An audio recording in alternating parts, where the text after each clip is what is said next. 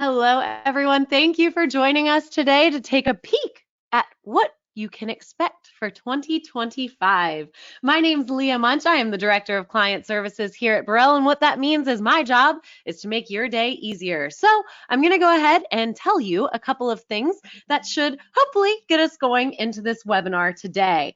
So we will take questions throughout the webinar. Please send them in. And I promise you today, you're gonna wanna ask some extra questions because, drum roll, we have something exciting happening. We have a guest speaker on the webinar. Gordon's gonna talk more to that in a second, but long story short, ask those questions. That guest speaker will be answering questions for you. You also will all get a link to the recorded webinar about 2 hours after we conclude. And if you want a slide deck, for the slide deck from the webinar, well, you got to be a client. Reach out to me and I will gladly send you the deck. If you don't know if you're a client, funny thing happens is sometimes people don't know. They reach out to me and I tell them they're a client, and then they're open to this whole new world of Borrell. So you know what? No matter what, reach out. We'll see what we can do for you. So today, we're talking about our advertiser survey of thousands of advertisers, local businesses from across the country, what they've told us. And you'll get plenty of great insights, but here's the cool thing. We're releasing our Chart of the Week series, which is 10 snippets of what they've had to say, 10 of our best charts. So if you're not signed up already for our Chart of the Week, for our alerts, you probably should. And if you don't know if you're signed up or not, well, quick hint. If you just got an email a couple minutes ago from us saying Chart of the Week, you're signed up. If you did not get that email a couple of minutes ago, well, there is this little QR code you might be able to use to go ahead and sign up for our Chart of the Week alerts. We'll pause here for a second. So if you realized you didn't get that email, you can go ahead and pull up this little form here and continue to get information from Borrell. Now we've got something else exciting coming up in the works. Coming here in, oh my gosh, just a couple of months. It looks like 4 months from now, we are headed to Phoenix. So I've got a question for you. Do you want to rise like the Phoenix? Do you want to be the media company that is coming out of the ground and really doing what it takes to help local businesses in the industry? Well, guess what? These two right here, Bill Wilson and PJ Browning of Town Square and Evening Post Publishing, they did it. They've got a lot of insights along with many others that will help you see what it takes to really continue to emerge as we go into this new year and this ever-evolving landscape. So I certainly hope you can join us. Go ahead and scan this code if you want some more information, or visit borrellphoenix.com. Other than that, guys, you're not here to hear all this information from me, but I hope you've enjoyed it. Otherwise, I'm going to go ahead and hand this over to who you're here to hear from, and that is our CEO, Gordon Borrell, and Executive Vice President, Corey Elliott. But we'll start with Gordon Borrell. Take it away. Good morning, everyone. Thank you, Leah, and welcome, Corey. Good to have you back. You had a couple days vacation to the birthday. We're not going to sing happy birthday to you, but it was Monday, right? Thank you. I appreciate that. Yeah. Well, it's exciting. I will tell you that we do have one other presenter, son of a last-minute addition, who is going to join us, and it is an actual advertiser. We found one. So, Carrie Simonson. Carrie, welcome, and thank you for joining us. Carrie is from the, I hope I get this right, the Downtown Partnership of Colorado Springs. Is that right, Carrie? That's correct. Downtown Partnership of Colorado Springs. We do marketing and economic development and everything for 1 square mile of Colorado Springs. And a lot of advertising, and you took our survey, and the reason that we picked you is not only your knowledge, of course, but I think you actually won one of the incentives for participating. A handful of incentives we give out at random to the thousands or so of people who participate. So we're going to be tapping your brain on a couple of things, just kind of like a reality check. When Corey and I postulate about something really important, we'll check in with you, and you can call BS on us if you want. Or you said, well, that's not really been my experience. And we'll allow people to ask questions as well. So before we begin, I just wanted to say thanks to everybody for a great year at Borrell Associates. we finished out, I think, our 14th annual conference in Miami and decided to move to Phoenix, as you saw earlier. We've got a top-rated podcast. The podcast actually this week with Corey and me is talking about this webinar and some of the findings of the webinar. So if you don't get enough from this webinar, go back and listen to the podcast. We've had record sales at Borrell Associates. Compound annual growth over the past 4 years in sales is a little over 31% or so for us year for 4 years. That's great. We've had a record year this year. We're very pleased and very grateful and thankful for that. And we moved into new digs this year. Yes, that's part of our new digs. And yes, that is a working fireplace. Keeps us cozy in the winter months, doesn't it, Corey? So thank you, everybody, for being here. Let's just jump right into it. We're going to cover the survey methodology. Corey's going to cover that. Then we have this just in, a new bit of information that arrived last week that was really kind of cool. Corey's going to cover that as well. We're going to talk about what worked for local ad buyers this year, what they're planning for 2025. We're going to give you a bit of a summary, and then we'll leave 10 minutes for questions. Corey, you ready? I believe I am. Okay, so let's jump right into it, and let's start with the methodology behind this survey. It's a biannual survey. We do it twice a year. It goes out through media companies, and people are not self-selected, but they'll be given one or another survey depending on whether they're an agency or a buyer. Like I said, it's launched through media companies, and this one we're looking at was conducted online between September and we shut it down like November 1st or 2nd, somewhere around there.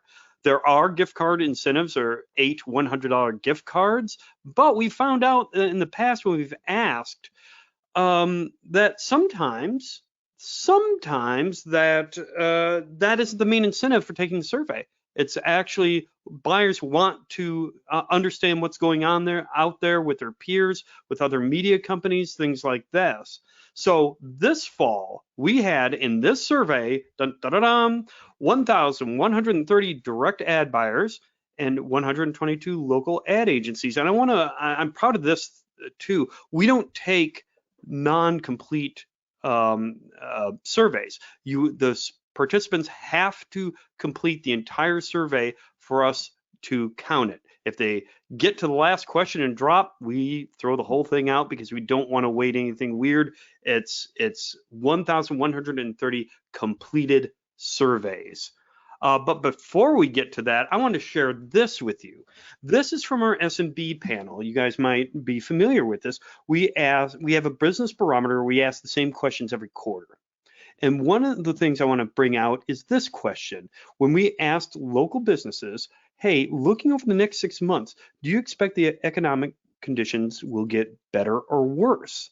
Check that out. Look how far back it's been. The getting better has been bouncing around 12 to 17 to 19. And then suddenly in Q4 2024, and yes, this was done right after the election, 36% said, yeah, it's going to get better in the next 6 months. 27%, about the same as it was last year, say, no, it's going to get worse. So those people that were in between have kind of shifted over to, it's going to get better. But, and there's always a but, check this out. When we asked, okay, so the next 6 months, talking about the next 6 months, are you going to increase or decrease your spending compared to previous months? Look at this. It doesn't follow. So 14% said more, 14% said less. The rest of them said, I'm going to keep it the same. But just because that huge jump in the optimism for an economic, I don't want to say recovery, but that economic times are going to be good, doesn't necessarily translate to them spending more. So I thought I wanted to set that out there first. That's brand new information we just got in last week. Let's get a check-in with Carrie on this because, I think I'd like to know, hey, what's your feeling? Are you feeling optimistic about 2025? And what does that mean maybe for your ad budget? Is it still like wait and see? So Carrie, weigh in, can you? So kind of feeling middle of the road. What we're seeing from the business owners in our district that we obviously are advertising for is a little bit of nerves because of the economy. But that does mean I will probably have a bit of a heavier spend in January and February than I usually do, because we don't want kind of what's been going on in November and December, which has been pretty good traffic and pretty good response to advertising downtown, to then all of a sudden tick downward. So we are looking at a little heavier Q1 spend than we have in past years to try and keep up the momentum from the holiday season. Yeah, Carrie, you're just going to get flooded in your inbox as anybody on this webinar from Colorado. So just be prepared. Be prepared, exactly. Here's another thing that's happening that's putting, excuse me, putting some pressure on local businesses.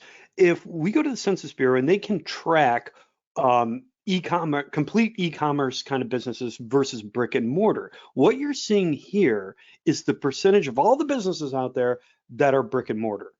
And you can see once COVID hit, there was a drop, went from 89% down to 85.8%. And it's been kind of stable there too, but that was a big shift that happened. The earliest reports we have on 2024 looks like it's going to come in about 84%. So that's a very real, market condition out there that they've got to contend with, I would say. Okay, so we looked at the percentage this year, and Corey, I'll ask you to kind of jump in on this. Sure. We found about 20%, exactly 20% went over budget this year. This is 2024.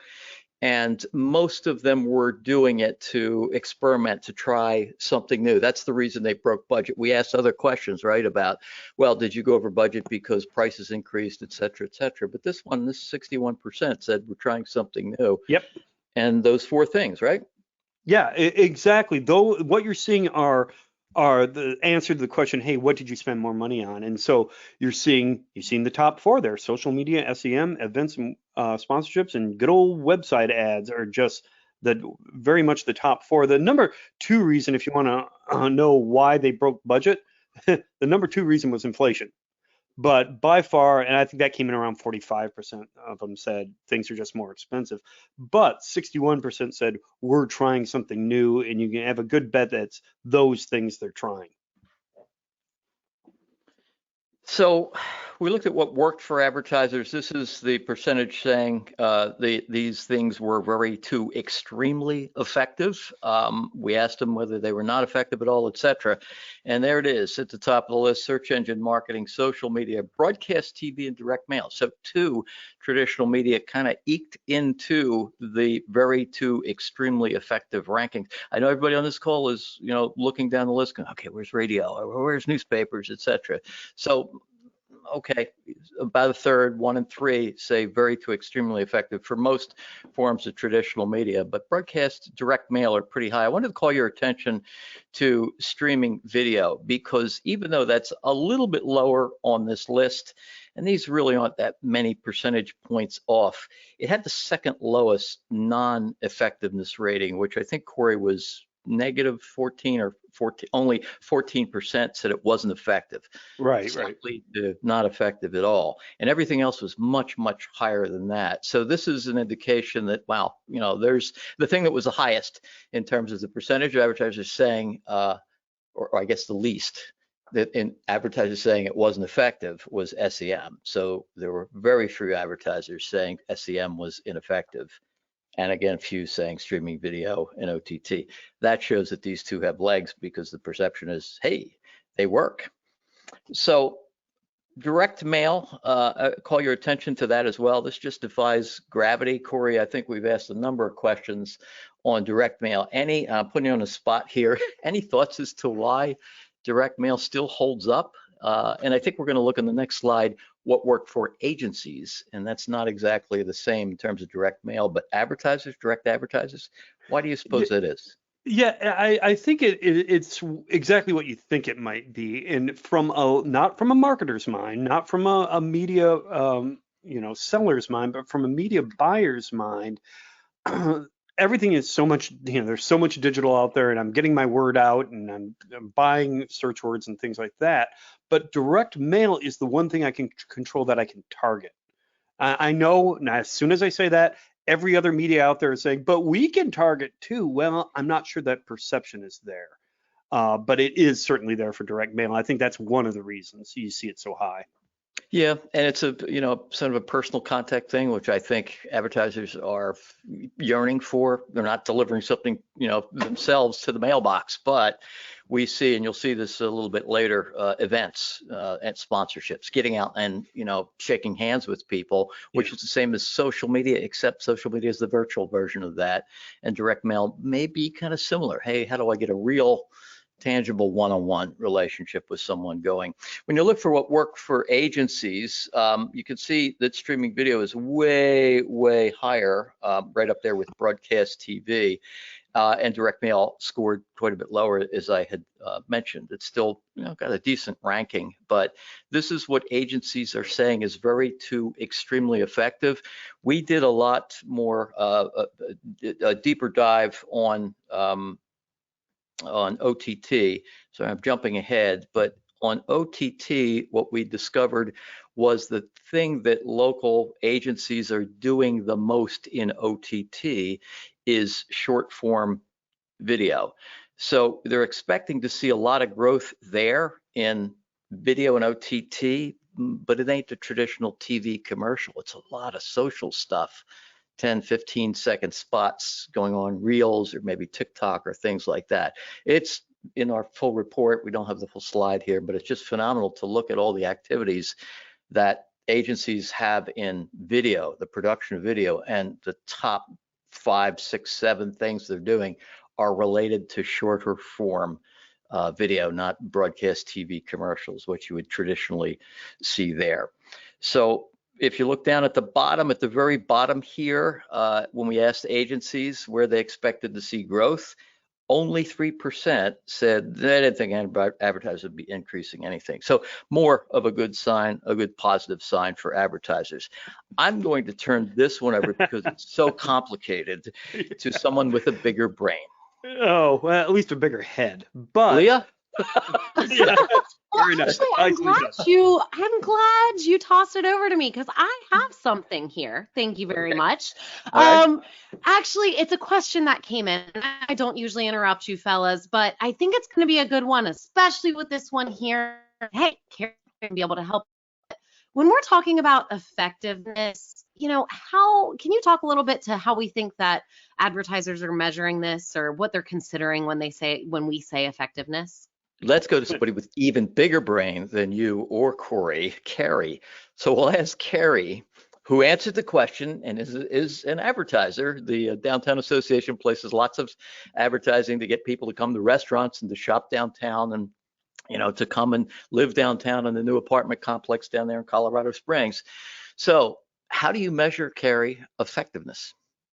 So with the kind of marketing we do, a very specific ROI is hard to track because we're trying to get people to come downtown, and once they're there, go into one of 140 different bars and restaurants and 75 different galleries and shops. But things that we do use are we track foot traffic using some software that obviously uses cell phone data.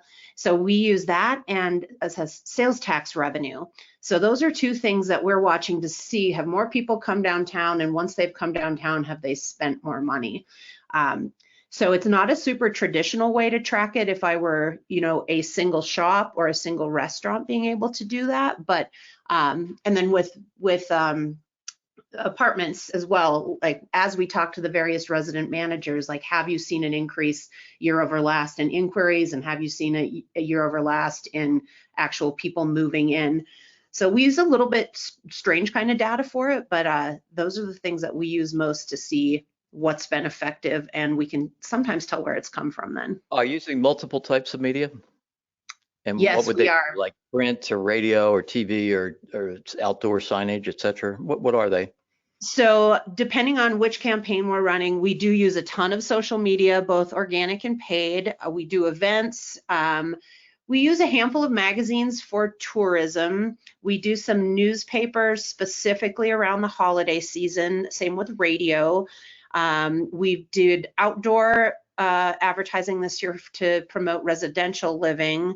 And then we finally started dabbling in some online that did include streaming videos, streaming audio, geofencing, so some display ads around that.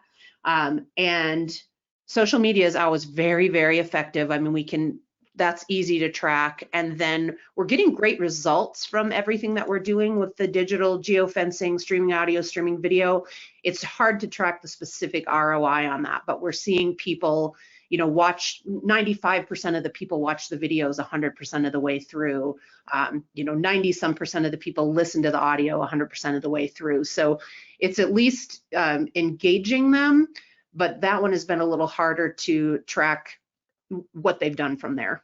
Great, thank you. Corey, you heard her say events and sponsorships, which is at the top of this particular list. Yeah, so I know there's a lot of numbers here. We're going to actually look at this data in two different ways. So if you're a table kind of person, this is your slide. If you're more visual, the next slide will help. But what you're looking at here is a lot of information on one slide. So let's look at the very top line so you know how to read everything. So what this is saying is that 56% of the survey participants bought some kind of events or sponsorships in the past year. 34% said, man, that events and sponsorships was very or extremely effective. There's the average spending in 2024. 18% said they expected to increase in 25. 6% said decrease. So what you got on the other end there is the point difference. We call it net interest. So there are more people increasing than decreasing. Okay, that's how you read the table. What we want to point out are those top four things. Remember, those are the top four things that they're buying too, or they're increasing a couple of slides ago. But event sponsorships, social media, website ads, and SEM, those are the big ones that have a big net increase. Now, there are a couple as you go down this table that have a net increase too. And there's one that I want to point out in particular. It's this guy, streaming video, or OTT, has a good, now fair enough, 12%, that's a pretty low number, say they bought it in 2024.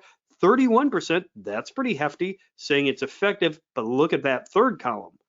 Look at the average amount being spent. And the fact that more are going to increase it in 2025 than decrease it in 2025. So I think this is a good table to kind of show you in one foul swoop how many people are doing something and if they think that's effective or not, and how much they're spending on it.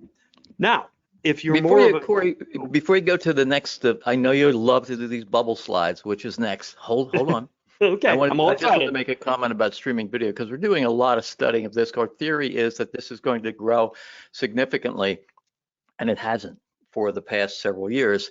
And I think we've discovered why. It's still in the high income, high spender category. So it's still with the TV advertisers, having not yet swum downstream to the smaller SMBs, but we begin to see some signs that that's beginning to occur, that these advertisers who've never had the budget for TV are finally warming up to, or actually just finding out about OTT. I think, Carrie, you had mentioned that you were doing some OTT or streaming video advertising. So, I mean, that might be evidence right there. Hey, we're just trying it for the first time. So I think there's a lot of growth there. Okay, Corey, on with your bubbles. Okay, he's making fun of me, but here's this just kind of shows it in a different way. What you're looking at here is from right, or from on the x-axis, going from left to right, is the percentage of people who use this medium saying it's very or extremely effective. So towards the left, old printed directories, see that on the left? Ooh, not a lot of people saying it's very or extremely effective. Now, going up and down, or on the y-axis, low to high, is their likelihood to increase their spend. So remember, more people increasing than decreasing.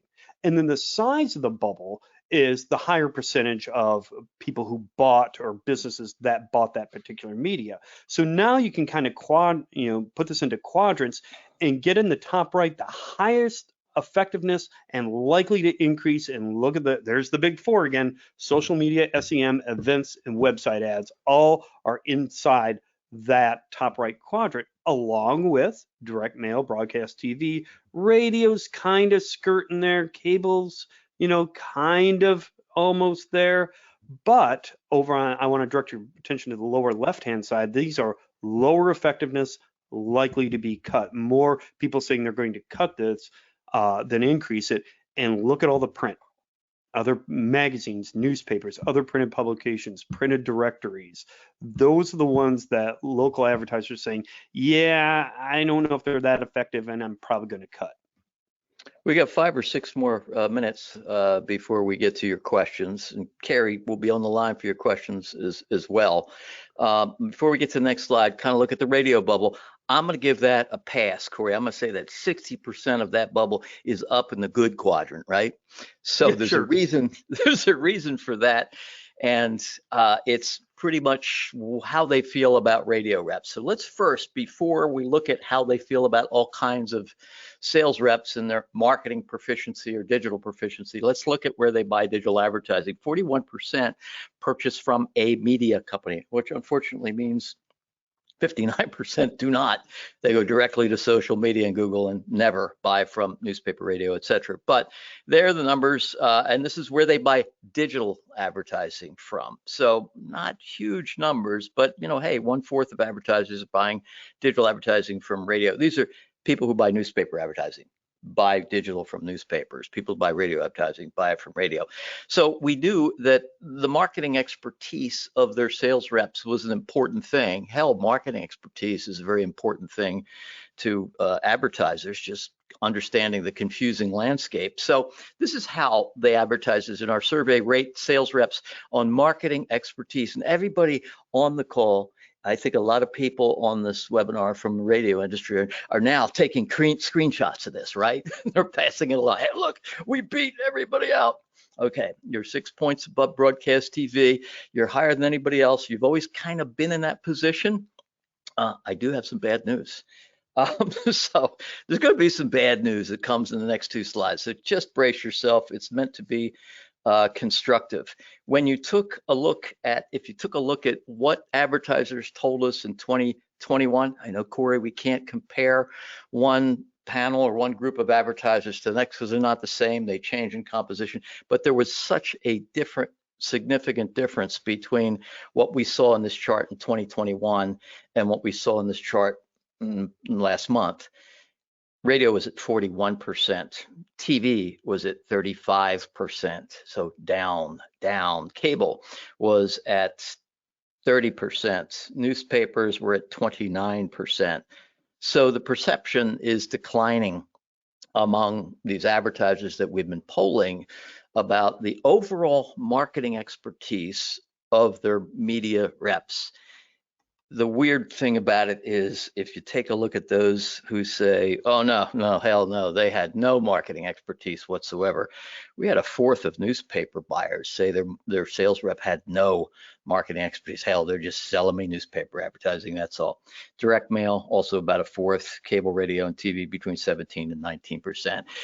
So when we look at agencies, this is how they rated radio people, because radio is at the top. We just kind of wanted to know. 60% of them said they have significantly or somewhat greater capabilities than other media companies. What is it about those radio people? 53% of them said they had significantly or somewhat greater capabilities and access to local audience reach. Really? Over TV? Yes. So these are just some things we're exploring. We're exploring it a bit more. We had a lot more questions about the radio reps that we'll look at a little bit later. But that was really interesting. Now let's get to digital savvy. Broadcast TV rose to the top pretty quickly, beating out radio for this. But again, the scores from 10 years ago dropped roughly 8 to 10 points. So they were 8 to 10 points higher 4 years ago. And take a look at the chart at the far right. This is the percentage. This is so disappointing. After years and years and years of training, the perception among advertisers is that 44% of those selling direct mail don't have any digital expertise. 36% of those selling newspapers don't have any digital expertise. None whatsoever. So it's not slight, it's just none.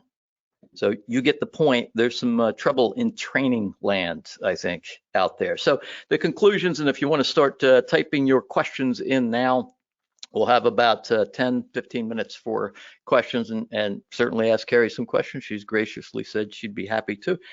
answer some. So right now, I think 2025 has all the signs, and Corey, I'm going to ask you to chime in on this, so you can correct me if you want. I think it's got all the signs of being a good year. It's still kind of wait and see, but man, it's just feeling like next year is going to be better than 2024. Corey, you agree with that? Yeah, we've updated our forecasts, and we're probably going to update them again, in the beginning of the year too, and maybe into Q1, beginning of Q2. Anyway, we've taken, the machine has pumped out that non-digital media isn't going to be as bad as we thought it was, if I can put it that way, that it's not going to be down as much as we thought it would be in 2025. So that's kind of, it's still going to be down, but not as much. Mm-hmm. So those of you who subscribe to the market data, the advertising data for your individual markets through Compass, through us, thank you very much for being clients, that you'll see an update in that soon. Corey, within the before the end of the year? Yep. Yep. So those numbers will be updated and perhaps updated again. Number two, buyers are signaling an interest in trying something new, some new things.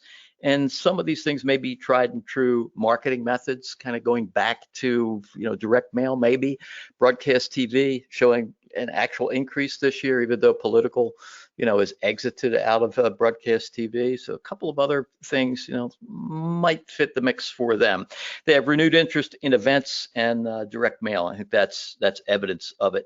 But don't be fooled. Search engine marketing, social media, still considered the most effective. Man, I feel like a broken record. We've just been saying this survey after survey after survey, looking for little cracks in that veneer. But man, it's very strong. Both of those types of media, advertisers want to talk with somebody about them and how they can more effectively use them.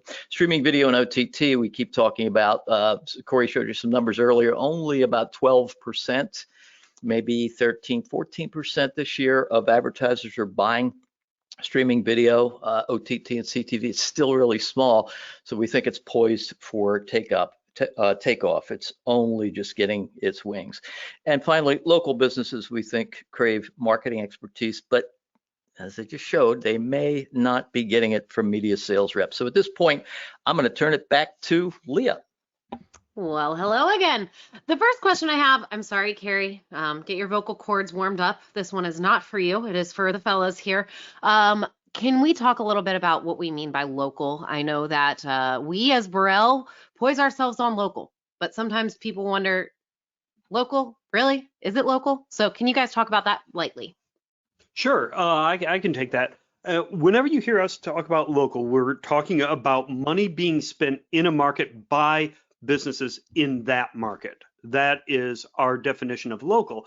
And as far as this survey goes, we are also going through local media companies, so they talk to their clients who are, by and large, local businesses. So therefore that's our definition of local when it comes to this survey.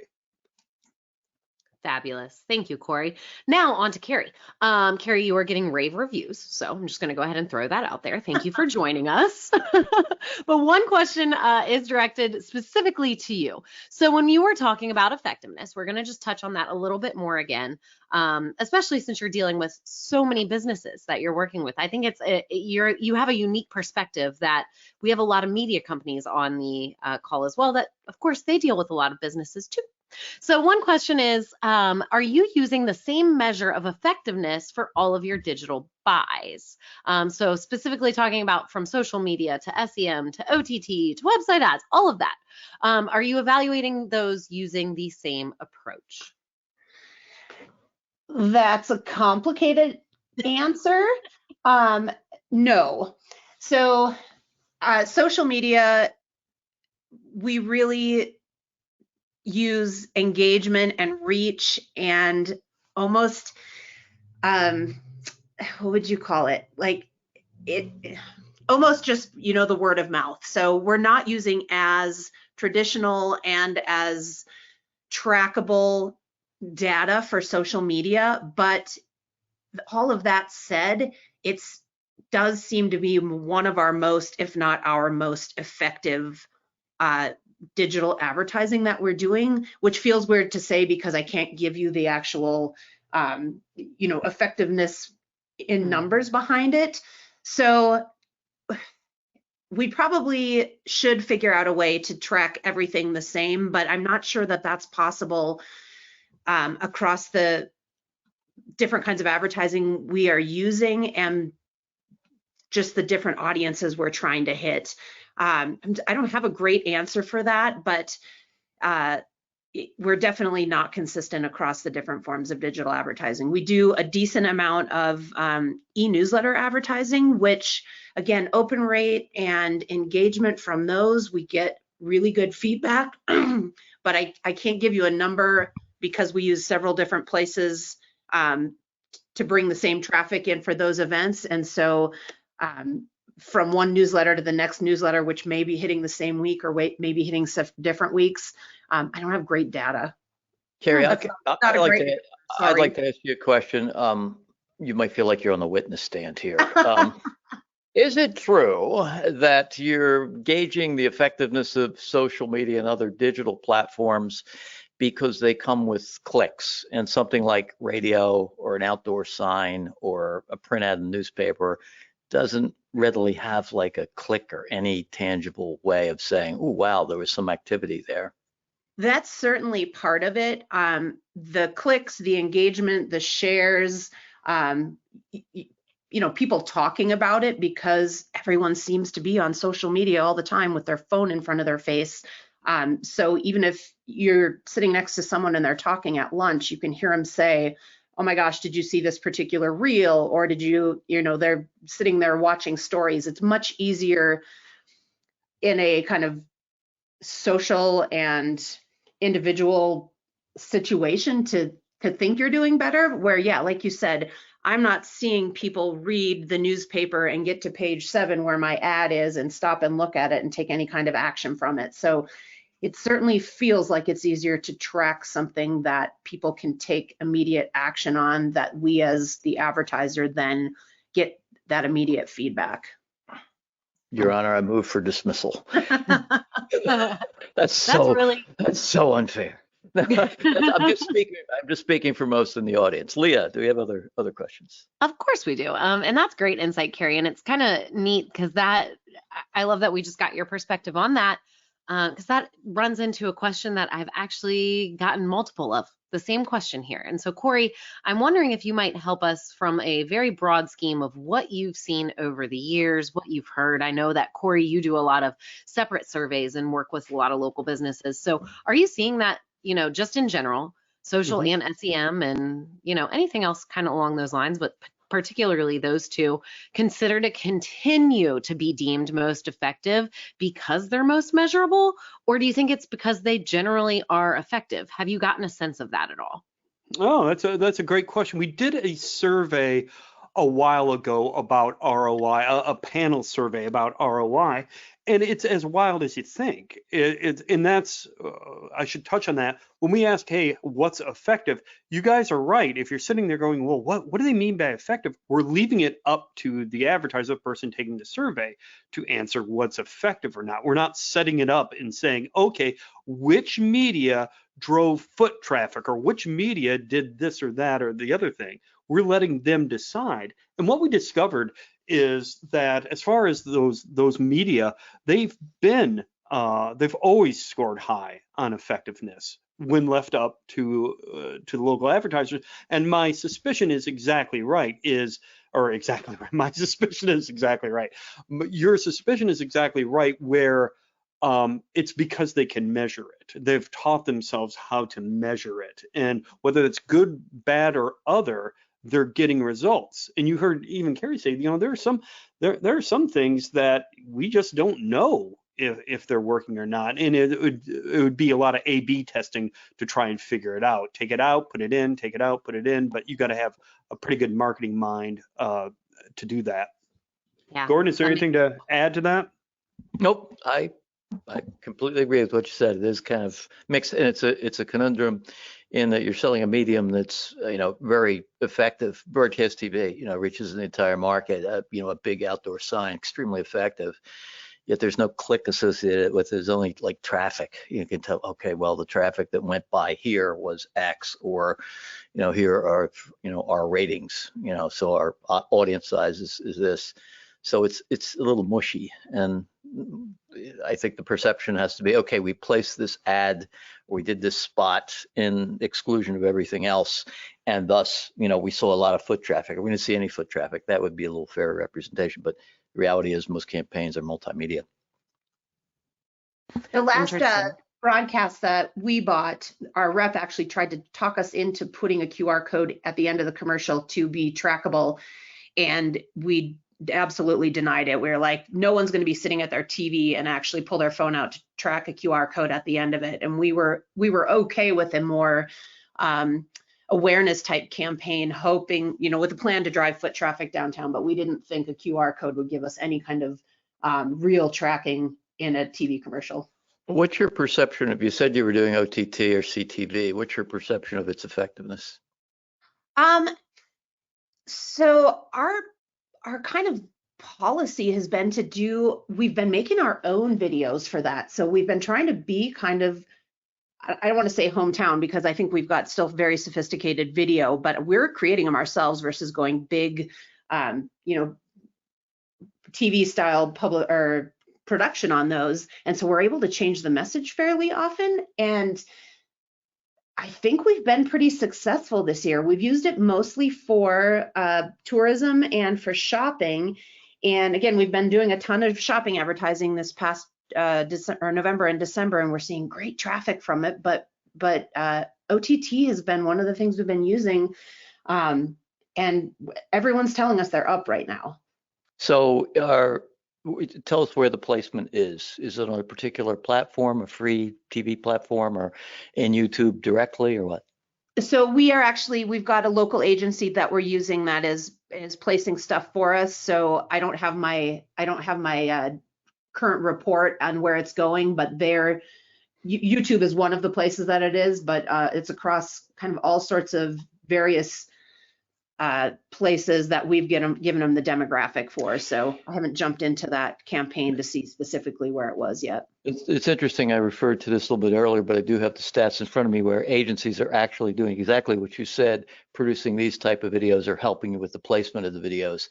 The top four things that agencies do in terms of activity with videos, 78% using social videos, TV, wait till you hear TV, it's down the list. 78% using social videos, 68% web videos, 65% OTT, CTV, 63% YouTube ads, digital, 48% linear TV. Used to not be that way. Anyway, Leah, other questions? Yes. Okay. So I know we're butting up against time. So I'm going to ask one more question to Carrie. But I just want to let everyone know, if your question did not get answered, please stay tuned to your email later today. We'll go ahead and just answer directly to you. So your question will still get answered, I promise. Now, this question, it's my favorite part of the local advertiser survey, and I am geeking out over here because we get to ask Carrie directly. Now, at the end of the survey, we have an open-ended question that says, what can media companies do to be better? And so we actually had someone ask this as well.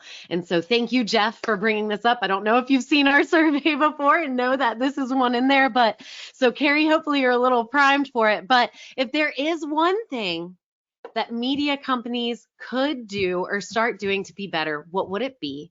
And for Jeff, since he asked, if you have anything that's specific to newspapers, can you add that as well, please?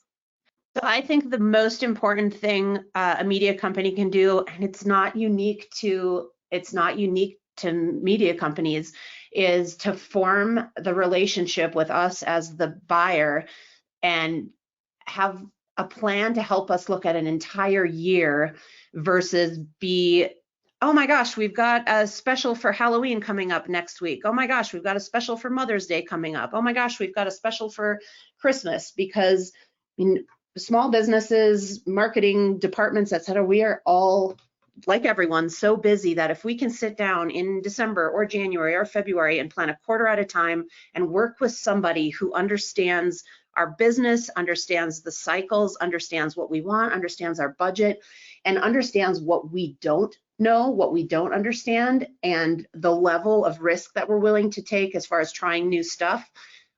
It's really that strong relationship. And when we're talking about local, I mean, these are people that, you know, we could have coffee with. So this should be something where you almost feel like you're hearkening back to, you know, the 80s or something, when it's like we weren't doing email and we weren't doing digital seminars and stuff. We were able to talk to these people in person, had these real relationships, and they didn't leave once a year. So just building a strong relationship and knowledge base of who we are, and then helping us prep out a quarter at a time or half a year or a full year, instead of throwing us stuff as you come up with new specials to make a goal. I love that, Jill. And as our trainer, that's something I preach, is build a relationship. Don't product peddle anymore. Build a relationship. And it sounds like that's exactly what you want. 100%. Oh, well, I love to hear it. Well, Jill, sorry, Jill, I just got a question from Jill. Jill, I'll email you your answer. But Carrie, thank you so much for joining us today. I think, you know, just from what I've been seeing in the comments and questions, you have been a phenomenal addition to this webinar, and I'm so glad that we had you. Corey and Gordon, thank you as always. If you have any parting remarks, I'll give you 10 seconds to put them in now. All right. I'm just happy to be here. It's just with such smart people. Thank you. Thank you, everybody. I hope everybody, Carrie, you as well, Leah, and Corey, and the entire crowd. Hope everybody has a happy and safe holiday with your family. Corey, I'll give you the last word. The last word. And we're out. On that note, thanks, everybody. Bye-bye.